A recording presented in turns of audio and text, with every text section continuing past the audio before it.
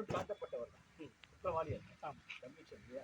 So இன்னைக்கு இருக்கிற எல்லாருமே வந்து நம்ம ஏதாவது ஒரு விஷயத்தை தப்பு பண்ணியிருக்கோம், ஏதாவது விஷயம் நடந்திருக்கோம். நம்ம வந்து அந்த தப்பு வந்து உண்மையா இல்லையான்றது வந்து தீர்மானிக்கிறது அது கடைசியில். அது வரைக்கும் நம்ம வந்து அக்யூஷன் அவங்க சொன்னோம், சரியான அக்யூஷன் வந்து நார்மலாக வர வார்த்தை. இந்த கதைக்கு ரொம்ப தேவைப்படுது. அதனால சார் இந்த கதை படத்தை பற்றியும் இன்னும் பல்வேறு விஷயங்களுக்கு டீட்டெயிலாக போகிறதுக்கு முன்னாடி நம்ம மக்களுக்கு ஒரு சின்ன சின்ன சந்தேகம் என்னன்னா, உதயா சார் எங்களுக்கு திருநெல்வேலியில் தெரியும், அதுக்கப்புறம் அவரோட படிப்பு எப்படி, லவ் பண்ணாரா, இப்போ எத்தனை குழந்தைங்க, இந்த மாதிரி நிறைய விஷயங்கள் மக்கள் எதிர்பார்க்குறாங்க. நீங்கள் நம்ம எங்கே சார் படித்தோம், என்ன படிச்சிருக்கோம்? படித்தது சென்னை தான். ஏன்னா நம்ம அந்த மாதிரி ஒரு இடத்துல இருக்கோம், அதனால எஜுகேஷன் படித்தது சென்னை தான். படித்தோன்றதோட போனோன்னு சொல்லலாம். ஏன்னா நமக்கு அது அந்த டைம்லேருந்தே நமக்கு வந்து இப்போ முடிச்சிட்டோம், காலேஜ் முடிச்சுட்டு டிகிரி முடிச்சிட்டோம். ஸ்கூலிங்லாம் வந்து நம்ம ஜில்லாதேசம் ராயப்பேட்டில் ஸ்கூல் ஓபிஎஸ் ஸ்கூல். நான் 4 ஸ்கூல் மாறிட்டேன். அதுக்கப்புறம் காலேஜ் வந்து வேல்ஸ் காலேஜ் வந்து ஐசிஐ சார் அப்போ தான் வந்து ஆரம்பிக்கிறாங்க அந்த கல்லூரி. அதில் வந்து ஃபஸ்ட்டு பேட்ச் நம்ம ஃபஸ்ட்டு பேட்ச் நாங்கள் தான். அப்போ வந்து அந்த காலேஜ் வந்து ஜேஜே காலேஜ். ஓகே, அப்புறம் தான் வேல்ஸ் காலேஜ். ஸோ அந்த காலேஜில் தான் நான் படித்தேன். கல்லூரி என்ன படிச்சிங்க சார்? BA corporate. ஓகே, படித்தேன். அதுக்கப்புறம் வந்து கல்யாணம் ஆயிடுச்சுன்றது தான் கூகுளில் அப்படி நான் போய் சொன்னால் கூட நேரடியாக போய் பேரண்ட் ஆச்சு சொல்லி கேட்டுருக்கீங்க, பார்த்துருக்கீங்க. மேரிட் ஆகிடுச்சு, 2 பசங்க. என்ன பண்ணிக்கிறாங்க? ஒருத்தர் வந்து +2 படிக்கிறாரு, +2 தான் போகிறாரு. ஒருத்தர் வந்து 6th ஸ்டாண்டர்ட். உங்களுக்கு லவ் மேரேஜ் சார்? அரேஞ்ச்.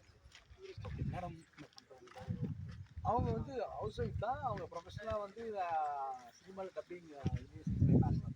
ஓ சரி சரி, ஓகேங்க சார். இப்போ வந்து நம்ம வந்து இந்த காலேஜ் படிக்கும்போது அந்த லைஃப்பில் ஏதாவது லவ் உதயா சார் எப்படி சார்? காலேஜ் படிக்கும்போது ஸ்கூல் படிக்கல. ஓகே, அந்த மாதிரி எத்தனை கடந்து வந்ததுன்னா ஒரு 2-3 இருக்கும். 2-3 ஆமாம். அதோடைய லைஃப் அது ஓகே சார். இப்போ காலேஜ் முடிச்சு அதுக்கப்புறம் நீங்கள் வந்து வேறு ஏதாவது ப்ரொஃபஷன் தேடினீங்களா, இல்லை அப்பா ப்ரொடியூசர் நான் நேராக போகிறோம் ஹீரோ ஆகிறோம் அப்படின்லாம் இல்லை சார். அந்த டைம்லேயே வந்து ரொம்ப ஒரு இன்ட்ரடக்ஷன் ஆகிறதுக்கே வந்து ஒரு பேக்ரவுண்ட் வந்து சப்போர்ட் பண்ணுறது வந்து ஒரு 50% தான். நம்ம கிட்ட டேலண்ட் இருக்கான்னு தான் பார்ப்பாங்க. இதில் வந்து கொஞ்சம் 50% சப்போர்ட் உள்ள என்ட்ரி ஆகுது. இந்த சப்போர்ட் தான் இருக்குது. அதுதான் திருநெல்வேலியில் எங்கள் அப்பாவுடைய ஃப்ரெண்ட் ஆர்பி சௌத்ரி சார் மூலியமா. ஸோ அதுதான் அந்த மாதிரி சப்போர்ட் தான் இருக்குது. ஸோ அதுக்கப்புறம் இந்த இத்தனை வருஷம் ட்ராவல் வந்து நம்மளுடைய தனிப்பட்ட போராட்டங்கள் நிறைய விஷயங்கள். திருநெல்வேலி வந்து பண்ணும்போது ஸ்டோரி உங்களுக்கு எப்படி கவர்ந்தது அந்த ஸ்டோரி? இல்லை அப்பா சொன்னாங்க அதனால பண்ணோம் அப்படின்னா? இல்லை அந்த ஸ்டேஜில் நான் இல்லை. ஏன்னா அந்த ஃபஸ்ட் படம் இல்லையா, நான் வந்து ஸ்டோரியை செலக்ட் பண்ணி அப்படின்னா அது வந்து super good Chowdhury sir banner. ஏன்னா சௌத்ரி சார் பேனர் வந்து என்ன பார்த்தீங்கன்னா எல்லாமே டெக்னீஷியன்ஸ் இன்ட்ரடியூஸ் பண்ணாங்க. ஆனால் ஃபஸ்ட்டு ஹீரோ இன்ட்ரடியூஸ் பண்ணது சௌத்ரி சார் வந்து என்னதான். அதுக்கப்புறம் தான் அவங்க சன் ஜீவா அது 2002 ரிலீஸ் பண்ணாரு. இந்த 2000 இன்ட்ரடியூஸ் பண்ணாரு. ஸோ சூப்பர் குட்னும் போது பிரபு சார் நடிக்கிறாரு, நம்ம ஒரு இன்னொரு ஹீரோ கரண் சார் இருக்காங்க, ஆச்சி அம்மா இருக்காங்க, SS மாமா, நிறைய ஆர்டிஸ்ட் இருக்காங்க. இந்தியா பேரா பண்ணாங்க. ஆமாம், அது இளையராஜா சார் மியூசிக். இதை விட நான் எப்படி ஒத்துக்காம ஒரு படத்தை எடுக்க முடியும்? அதுக்கப்புறம் கிட்டத்தட்ட 17 படங்கள் கடந்துட்டோம், நிறைய அப்ஸ் அண்ட் டவுன். அதுல இருந்து என்ன கற்றுக்கிட்டீங்க? என்ன என்ன எந்த மாதிரி கதையை செலக்ட் பண்ணால் நம்ம சக்சீட் ஆகலாம்? ஏன்னா ரொம்ப லாங் கேப்க்கு அப்புறம் ஒரு சூப்பரான ஒரு மூவியோட வரீங்க. கண்டிப்பாக சார். ஆக்சுவலி வந்து நான் செலக்டிவாக தான் படங்கள் பண்ணேன். நடுவில் வந்து உங்களுக்கே தெரியும் பல படங்கள் வந்து பூஜாரி நின்று பண்ண படங்கள் இருக்குது, ரிலீஸ் ஆகிற படங்கள் இருக்குது, நடுவில் நிறைய படங்கள் இருக்குது. ஆனால் அதை மீறி ஒரு 15-16 படம் ரிலீஸ் ஆகிடுச்சு. அப்படி இருக்கும்போது என்னுடைய ட்ராவல் வந்து ரொம்ப பெருசு, பயணம் ரொம்ப பெருசு. அந்த பயணம் வந்து நிறையா பேர்டி சப்மிட் பண்ணியாச்சு, நிறையா அவமானங்கள் சந்திச்சாச்சு, எல்லாமே பண்ணியாச்சு.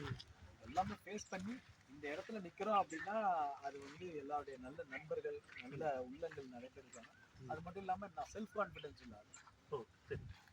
இல்லாத கண்டிப்பாக ஒரு டைமில் வந்து ஜெயிச்சிருவோன்ற ஒரு நம்பிக்கை தான். ஏன்னா ஒரு வெற்றி தோல்வி மாறி மாறி பார்த்தோம்னா நடுவில் வந்து நிறைய சர்க்கிள்கள், நிறையா அதுக்கெல்லாம் என்ன காரணமாக இருந்திருக்கு? சரியான ஸ்கிரிப்ட் நம்ம செலக்ட் பண்ணாததா, இல்லை நீங்கள் சொன்ன மாதிரி ஒருத்தர் நம்பினேன் அப்படி ஆகி போச்சு? நேரம். Okay, super sir. அதுக்கப்புறம் நம்ம வந்து இப்போ ஒரு லாங் கேப், இப்போ வந்து சார் வந்து பன்னீர்செல்வம் சார் வந்து ஸ்கிரிப்ட் சொன்னாரா? எப்படி தான் ஸ்கிரிப்ட் சொன்னாரு? இல்லை அது வந்து உங்கள்கிட்ட ரெக்கமெண்ட் பண்ணியிருக்காரு? இல்லை, நான் தான் ஃபஸ்ட்டு ஸ்கிரிப்ட் சொல்லி தான் நம்ம பிளான் பண்ணது. நாங்கள் எல்லா நண்பர்களாக சேர்ந்து ஓகே பண்ணது இவர் தான். நாங்களாம் நண்பர்களா சேர்ந்து ஒரு படம் பண்ணும்போது எனக்கு பன்னீர் வந்து சப்போர்ட் பண்ணாரு. இன்னும் 2-3 நண்பர்கள் தங்கவேலு சார் சப்போர்ட் பண்ணாரு. ஸ்ரீலங்காவில் இப்படிதான் இந்த படம் வந்து ஒரு என்னை வச்சு இவங்க வந்து மிகப்பெரிய பொருட்செலவுல தான் பண்ணியிருக்காங்க. அதாவது வந்து சிம்பிளா வந்து இந்த படம் வந்து என்னுடைய போன படங்களுடைய பட்ஜெட்டுக்கும் ட்ரிபிள் மடங்கு ஜாஸ்தி. ஒரு மடங்கு இல்லை, ட்ரிபிள் மடங்கு ஜாஸ்தி. ட்ரைலர் பார்க்கும்போதே தெரியும். ஆமா, ட்ரிபிள் மடங்கு ஜாஸ்தி. ஸோ அந்த அளவுக்கு படம் இருக்கும். ஏன்னா இன்னைக்கு வந்து கண்டென்ட் தான் படம். கண்டென்ட் கரெக்டா இருந்தா ஜனங்க வந்து ரசிப்பாங்க. ஸோ நான் மக்களை நம்பி தான் நாங்கள் படம் எடுக்கிறோம். ஸோ இப்போ உள்ள படங்கள் பார்த்தீங்கன்னா கண்டென்ட் உள்ள படங்கள் ரொம்ப ரசிக்கிறாங்க. இது வந்து கண்டென்ட் நல்ல ஒரு கண்டென்ட் இருக்கும். ஆக்ஷன் கமர்ஷியல் ஒரு படம் வந்து ஒரு பக்கா கமர்ஷியல் படம். என்டர்டைன்மெண்ட்டா ஒரு 2.25 மணி நேரம் வந்து உட்கார்ந்தா எந்திரிச்சு போகிறது கரெக்டாக படம் முடிய தெரியாது. அந்த மாதிரி இருக்கும். அதனால நாங்க புதுசா வந்து கதை சொல்லிட்டோம், இது வந்து அக்யூஸ்ட் வந்து வேற ஒரு கதை அப்படிதான் நான் சொல்ல விரும்பல. நார்மலா ஒரு நல்ல ஒரு கண்டென்ட்டான. இப்போ நிறைய ஹீரோஸ் வந்து பார்த்தீங்கன்னா இந்த ப்ரொடியூசர் சன், இப்போ ஜீவா மாதிரி, அப்புறம் டைரக்டர் சன்ஸ், இவங்கெல்லாம் வந்து விஜய் சார் அந்த மாதிரிலாம் கொஞ்சம் பீக்கில் இருக்காங்க. அதெல்லாம் சில அந்த சர்க்கிள் அப்போ நம்ம வந்து பார்க்கும்போது எப்படி உங்களுக்கு ஃபீல் ஆச்சு? ஐயோ அவங்களாம் இப்படி சூப்பராக பண்ணுறாங்களே, ஜெயிச்சு நிற்கிறாங்களே, நமக்கு என்ன ஆச்சு? அதெல்லாம் சந்தோஷம் தான். ஒவ்வொருத்தரும் சக்ஸஸ் ஆகும்போது எல்லாமே சந்தோஷம் தான். அவர் எல்லாம் ஃப்ரெண்ட்ஸ் தான். எல்லாமே ஃப்ரெண்ட்ஸ் தான். செகண்ட் ஃபோன் பண்ணி உடனே நான் விஷ் பண்ணிடுவேன். செகண்ட் சார் அதுக்காக நம்ம அதில் நம்மளோட டைம் எப்போ வருமோ அதுதான். இன்னைக்கு நான் ரொம்ப பிலீவ் பண்ணுறது என்னன்னா, ஒருத்தருக்கு வந்து ஹார்ட் ஒர்க் வந்து ஒரு 50% இருந்ததுன்னா, அந்த உழைப்பு இருந்ததுன்னா, நேரம் வரும்போது அந்த நேரமும் உழைப்பும் காம்பன்சேட் ஆகி ஒருத்தரை ஜெயிக்க வச்சிடும். கண்டிப்பாக ஒருத்தனை ஜெயிக்க வச்சிடும். நீங்கள் வந்து ஒரு நேரம் எப்போ வரும்னு சொல்லிட்டு உழைக்காமே நேரம் வரட்டும் டைம் வரட்டும் நம்ம உழைக்காமே இருந்தோம்னா அப்பயும் செட் ஆகாது. நீ வந்து சேகரித்து வச்சுக்கிட்டே இருக்கணும். உன்னுடைய திறமையும் உன்னுடைய விஷயத்தை சேகரித்து வச்சுக்கிட்டே இருக்கும்போது தான் நீங்கள் திறமையும் அந்த லக்கும் ஒன்றா ஜாயின் பண்ணும்போது நம்மளுடைய சக்ஸஸ். கண்டிப்பாக ட்ரைலரை பார்த்தோம் அக்யூஸ்ட். அதில் வந்து இப்போ மெயினாக அது வந்து இப்போ வந்து ட்ரெண்ட் சப்ஜெக்ட்னே சொல்லலாம். போலீஸ் இப்போ நடந்துட்டு இருக்குது. கரெக்டாக உங்கள் படமும் அதே சாயல்ல வருது. எப்படிங்க சார் ஃபீல் பண்ணுறீங்க சார்? இப்போ சார் இன்னைக்கு இருக்கிற கதைகள் எல்லாம் இங்கே நடக்கிற கதை தான். எதுவும் நாங்கள் புதுசாக சொல்லிட போகிறதில்ல.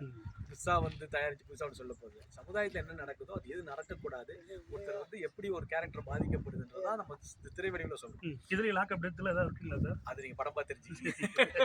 நாங்கள் எதுவுமே ரிவீல் பண்ணல. படம் பார்த்து தெரிஞ்சுக்கிங்க. லாக்அப் டெத்தெல்லாம் அந்த ஸ்டேஜில் இருக்குது. அந்த வேறு ஸ்க்ரீன் பிளேவாக இருக்கும். வேறு ஸ்க்ரீன் பிளேவாக இருக்கும். வேறு ஒரு டிஃப்ரெண்ட் ஜேர்னலில் இருக்கும். ஸோ ஆனால் என்டர்டைனிங் படமாகவும் ரொம்ப இன்ட்ரெஸ்டிங்கான படமாகவும் இருக்கும். அது மெயினாக வந்து இப்போ கரண்ட் சுச்சுவேஷனுக்கு தகுந்த படமாக இருக்குன்னு சொல்லுவோம்.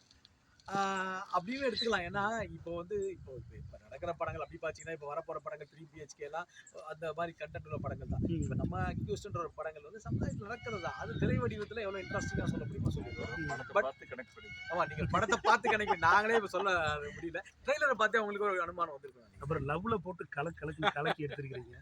எப்படி அந்த கெமிஸ்ட்ரிலாம் எப்படி கெமிஸ்ட்ரி ஜாகிரபிலாம் உங்களுக்குள்ள?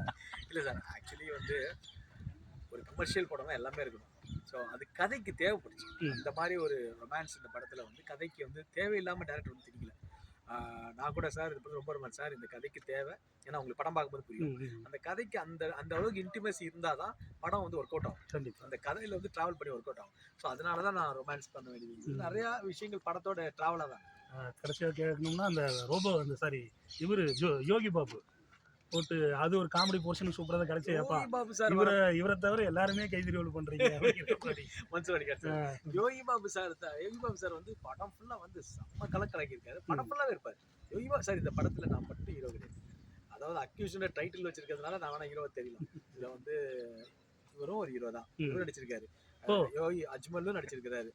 யோகி பாபு சார் நடிச்சிருக்காரு. ஸ்ரீதர்னு ஒரு கேரக்டர் நடிச்சிருக்காரு. எல்லாமே அந்த ஹீரோ மெட்டீரியல் கேரக்டராகவே தான் இருக்கும் படத்துல. எங்கேயுமே வந்து ஒரு சோட போற கேரக்டரா இருக்காது. அந்த மாதிரி டைரக்டர் பிரபு ஸ்ரீனிவாஸ் வந்து நல்லா பண்ணியிருக்காரு. சூப்பராக இருந்தது ட்ரைலரு. இப்போ இந்த பொதுவாக ஒரு ஆடியன்ஸ் வந்து உங்களுக்கு கேட்குறாங்க, சார் இது வந்து கிரைம் சப்ஜெக்டாக இருக்குமா, த்ரில்லர் சப்ஜெக்டாக இருக்குமா, இல்லை லவ் சப்ஜெக்டா, இல்லை ஃபுல் அண்ட் ஃபுல் காமெடியா அப்படின்னா இது நீங்கள் என்ன சொல்லுங்கள்? எல்லா சார் சொன்னது தான். எல்லா கலர் லவ் இருக்கு, கிரைம் இருக்கு, த்ரில்லர் இருக்கு, அதுக்கப்புறம் வந்து எமோஷன் வந்து மெயின். எமோஷன் வந்து கரெக்ட் ஆகும், எமோஷன் ஒர்க் அவுட் ஆகும். ம். எல்லாமே காமெடி இருக்கு. ம். ஸோ எல்லாமே சாங்ஸ் இருக்கு, நல்ல சாங்ஸ் இருக்கு. பேக்ரவுண்ட் மியூசிக் சூப்பரா நரேன் பாலகுமார் பண்ணியிருக்காரு. ம். ஸ்டண்ட் சில்வா மாஸ்டர் வந்து ஒரு பஸ்ஸையே விலைக்கு வாங்கி ம். ஒரு பஸ்ஸே இவங்களாம் அதிக பொருட்செலவில் பண்ணியிருக்காங்க. பஸ்ஸை வந்து நீங்க விலைக்கு வாங்கி ஒரு பஸ்ஸை வாடகைக்கு எடுத்து ம். அவ்வளோ தூரம் ஹியூஜ் பட்ஜெட்ல பண்ணியிருக்காங்க. பஸ்ஸை ஃபைட்டு மட்டுமே 1.5 கோடி ரூபா. போடுங்க அப்பா. ம். ஸோ அந்த மாதிரி ஒரு செலவுல தான் இருக்கு. உள்ள ஊர்லலாம் உயிர் பொழைச்சாங்க. ஆமா, ஏன்னா அதுதான் நாங்கள் ஆடியோ லான்ச்ல வந்து அந்த பஸ் ஓட்டுன ரியலா ஓட்டுனது சிஜிலாம் கிடையாது. ம். அந்த பஸ் ஓட்டுன அந்த ஆளை வந்து நாங்கள் கௌரவிச்சோம். ம். அது ரொம்ப சந்தோஷப்பட்டாங்க. கண்டிப்பா கண்டிப்பா. இப்போ வந்து படம் எப்போங்க சார் திரைக்கு வருது? சார் ஜூலை மாதம் ரிலீஸ். இந்த மாசம் இந்த மாதம் ரிலீஸ். இந்த மாதம் 18 இருக்கலாம், 25 இருக்கலாம். டிஸ்ட்ரிபியூட்டர்ஸ் பேசிட்டு இருக்காங்க. சூப்பராக வந்திருக்கும். அப்புறம் இன்னும் ரசிகர்கள் சில கேள்வியெல்லாம் கேட்க சொல்லியிருக்காங்க. என்னன்னா, நம்ம விஜய் அவர்கள் அரசியலுக்கு வந்திருக்காரு, அதை பற்றி உங்களுடைய கருத்து? நல்ல விஷயம் தானே சார். விஜய் சார் வந்து எப்பயுமே வந்து ஒரு தொலைநோக்கு பார்வை உள்ளவர். அதே மாதிரி வந்து விஜய் சார் வந்து ஆட்டோமேட்டிக்காக வந்து நிறைய விஷயங்கள் அவர் அரசியலுக்கு வரதுக்கு முன்னாடியே நிறைய சமூக சேவை செஞ்சுருக்காரு. வரலாமே, தப்பு இல்லை, யார் வேணா அரசியல் வரலாம். ஸோ விஜய் சார் வந்து வரவேற்கிறேன். கண்டிப்பாக வந்து அவருடைய எண்ணங்கள் நிறைவேறணும்னு ஆசைப்படுறேன். நீங்கள் ஃபியூச்சரில் அந்த மாதிரி ஏதாவது முடிவெடுக்க? தெரியாது சார், நம்ம இப்போதைக்கு சினிமா தான், அது எனக்கு என்னன்னு தெரியாது. பட் நம்ம வந்து சர்வீஸ் மைண்டட் தான் பீப்புள் தான். நம்மளால முடிஞ்ச சர்வீஸ் நம்ம பண்ணிட்டு தான் இருக்கோம். ஸோ அந்த மாதிரி வந்து அப்படி ஒரு சூழ்நிலை ஏதாவது ஏற்பட்டுச்சுன்னா கண்டிப்பாக அது நடந்தாலும் நடக்கும். ஓகே சரி. ஃபியூச்சரில் என்னென்ன ப்ராஜெக்ட்லாம் பண்ணலாம்னு நினைக்கிறீங்க? ஏதாவது போயிட்டு இருக்கா? 2-3 ப்ராஜெக்ட் பைப்லைன் இருக்குது சார். இப்போ அக்யூஸ்ட் வந்து முடிச்சதுக்கப்புறம் தான் எல்லாமே அடுத்தது வந்து. ஸோ கண்டிப்பாக வந்து நாங்கள் எல்லாமே திருப்பி ஒன்றா ட்ராவல் ஆகும். அதனால அடுத்தடுத்த படங்கள் வந்து எங்கள் படத்தில் எங்கள் கம்பெனி வந்து இவருடைய கம்பெனி நம்ம கம்பெனி படம் பண்ணால் நல்ல கண்டென்ட் உள்ள படமாக தான் வரும்.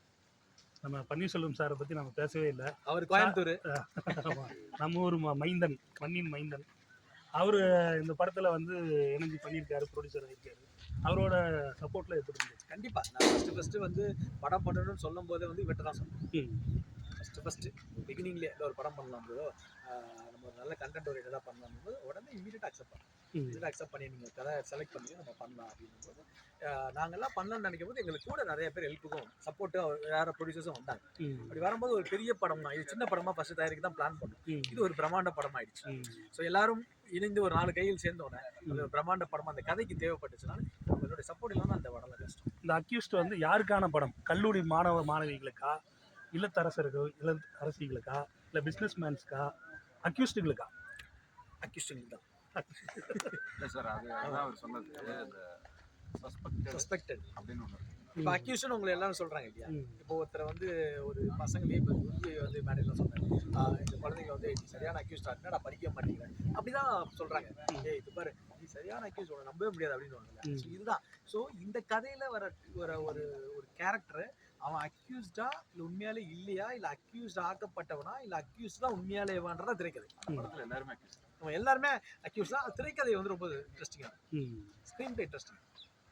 Super sir, super.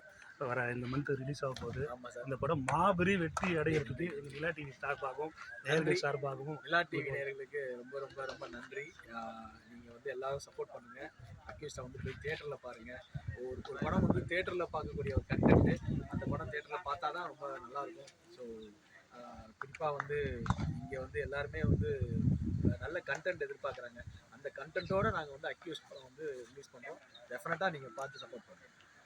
Okay sir, ரொம்ப ரொம்ப நன்றி. Thank you sir. மாபெரும் வெற்றி வாழ்த்துக்கள்.